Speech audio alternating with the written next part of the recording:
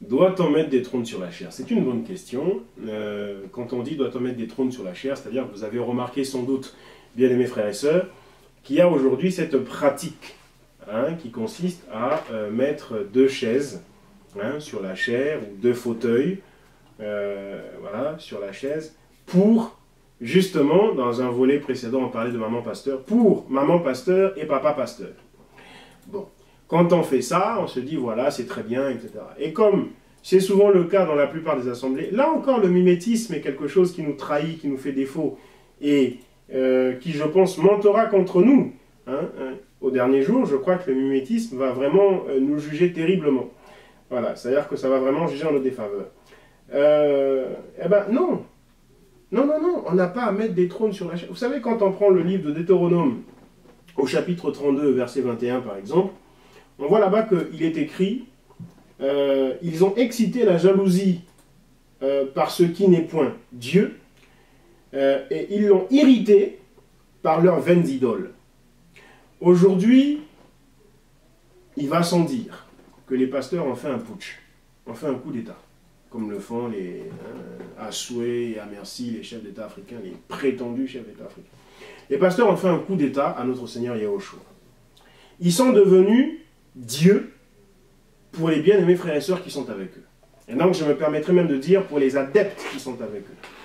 Pour vous faire comprendre que nos églises aujourd'hui, nos locales, nos chapelles ou nos églises locales, sont pour la plupart aujourd'hui des sectes pernicieuses, à l'intérieur desquelles les pasteurs sont devenus Dieu, pour ceux et celles qui vont communier dans ces assemblées-là. Et ça se manifeste, entre autres, par le fait, par exemple, de mettre des trônes sur la chair. Le roi, la reine, le roi, sa reine, l'empereur, l'impératrice, etc. Dieu et la déesse. Voilà. Vous voyez, ils sont devenus des idoles.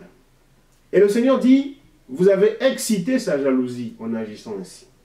Vous avez excité sa jalousie. La gloire dont on dit que le Seigneur est jaloux de sa gloire, le Seigneur Yahushua, vous avez attribué cette gloire à des hommes.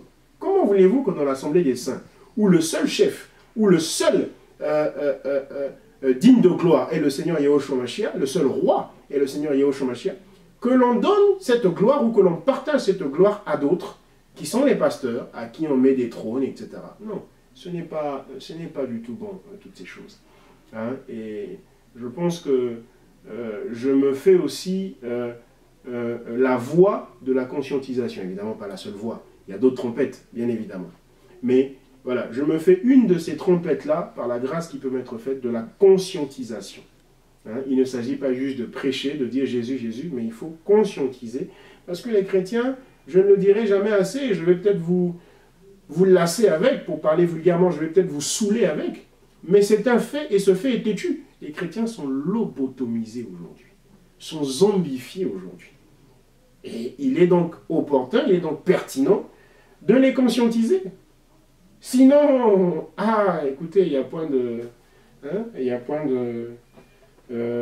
salut pour nous, voyez-vous. Donc il est important de conscientiser. Et dans ce cadre-là, soyez assurés de ceci, il n'y a pas de trône à mettre sur la chair. Quand vous êtes dans une assemblée comme ça, je ne vais pas la diaboliser tout de go, mais je vais vous demander de parler aux anciens, de parler aux pasteurs et de leur dire ce que vous faites là n'est pas scripturaire. Pourquoi le faites-vous? Le faites-vous parce que vous avez vu d'autres pasteurs faire ça, ou le faites-vous parce que vous êtes convaincu que c'est ce qu'il faut faire? Voilà, essayez de discuter avec eux pour les inviter avec amour, avec respect, à ce qu'ils comprennent que ce n'est pas bon et qu'ils arrêtent ce genre de pratique. Demeurez bénis, shalom.